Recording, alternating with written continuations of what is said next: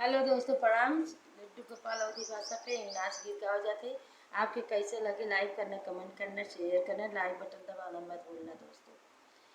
सैया मिल गईले दिहाती हम सर की लड़की, सैया मिल गईले दी हम सर की लड़की। अरे हम खाई पूड़ी मिठाई, सैया खाई भौरी हो। हम खाई पूड़ी मिठाई, सैया खाई भौरी हो। अरे भौरी फोरहू न जानी हम शहर की लड़की, भौरी फोरहू न जानी हम शहर की लड़की। सैया मिल गईले देहाती हम शहर की लड़की। अरे हम घोटी झंझर घेड़ुआ झझड़ा घेड़ुआ, सैया घोटई ताली।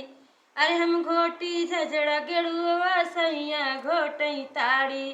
अरे ताड़ी तोड़हू न जानी हम शहर की लड़की, ताड़ी तोड़हू न जानी हम शहर की लड़की।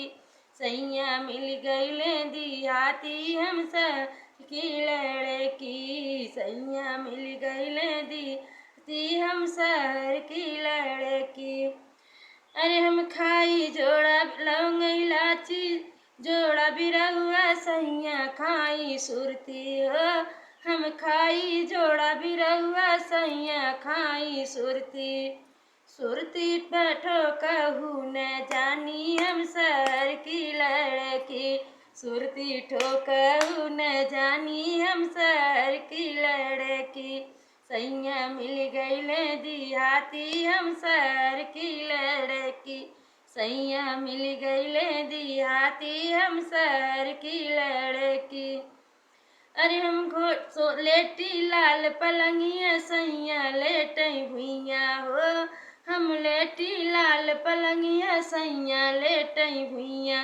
अरे भुइया लेटहू न जानी हम शहर की लड़की, भुइया लेटहू न जानी हम शहर की लड़की। सैया मिल गईले दी हम शहर की लड़की, सैया मिल गईले दी हम शहर की लड़की। सैया मिल गईले दिहाती हम शहर की लड़की। हेलो दोस्तों, प्रणाम। अच्छा लगे तो लाइक करना, कमेंट करना, शेयर करना, लाइक बटन दबाना मत भूलना दोस्तों। जय हिंद।